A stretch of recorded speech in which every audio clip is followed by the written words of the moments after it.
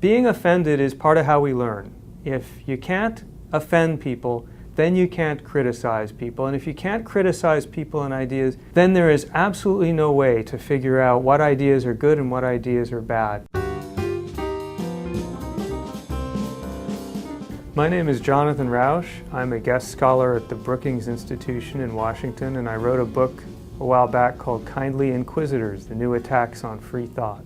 Almost every authority in human history that has tried to enforce one orthodoxy or another, first has got it wrong, and second has been well-intentioned. Whenever anyone tells you, I've got it right, I've got the one true answer, and everyone else is wrong, and I'm going to enforce it, that person is not only a menace to freedom, but more important, a menace to human thriving and human knowledge. And it would be a shame if universities of all places in this country forgot that lesson. The fundamental reason we have universities is to discover knowledge and to convey to students how we discover knowledge. The way we discover knowledge is by starting out with our prejudices, our bigotries, our mistakes, and testing them and throwing away the 99% that's wrong and keeping the rest.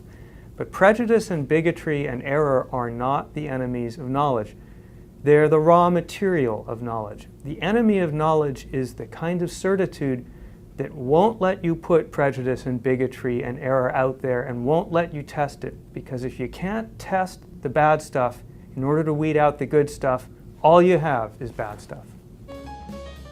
I've been writing as an openly gay advocate of gay equality and now gay marriage for 20 years. And to me, it's been a miracle to witness the power of persuasion in America. As Martin Luther King understood, and as Frank Kameny, the great gay activist, recently died, understood, by far the most important tool that minorities have for obtaining equality in America is our power to change people's mind by our force of argument and by our force of example. So I wrote a book called Kindly Inquisitors about 20 years ago, in which I argued that the biggest threat to freedom of speech in America in many ways is not from the traditional book burners and censors. It's from well-intentioned liberals and progressives in many cases who want to protect minorities and want to protect people from being, as they called it, wounded by words. What they were trying to do, I called it the humanitarian impulse, because basically it was trying to make society a better and kinder place.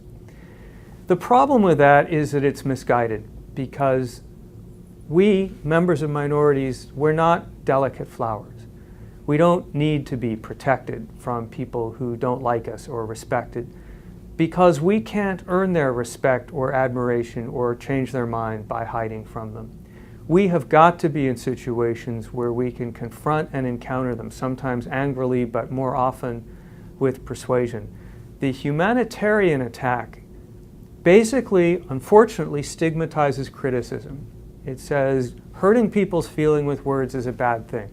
Well, it's not a good thing, I grant you that, but it's a necessary part of the knowledge creation process.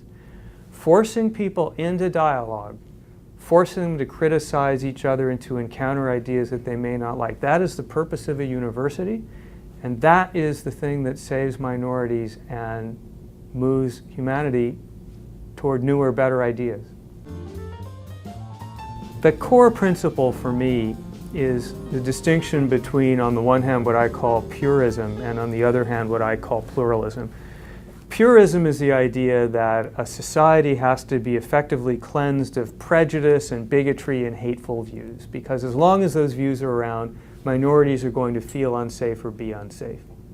Pluralism is a very different view. It says, bring it on, the more the better. The only really safe situation in society is when you can pit these views against each other and when minorities get their say and have the opportunity to denounce and refute views that are biased and bigoted. I think the right answer, and I think this has been proven by centuries of human experience, is in fact pluralism. We can't trust anybody in authority to make smart decisions for us about what's the acceptable point of view.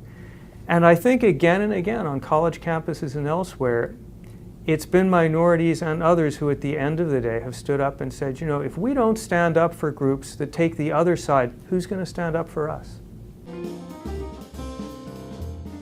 One of the things that the great writer H.L. Mencken once said is that no good idea was ever born that didn't start out by offending people. Being offended is part of how we learn. If you can't offend people, then you can't criticize people. And if you can't criticize people and ideas, then there is absolutely no way to figure out what ideas are good and what ideas are bad. I'm not for offending people on purpose, but is offendedness an absolutely indispensable part of the process of developing knowledge and living together as a society? Absolutely. And is it a dangerous situation when someone can shut down the search for truth by saying, oh, that offends me? Absolutely.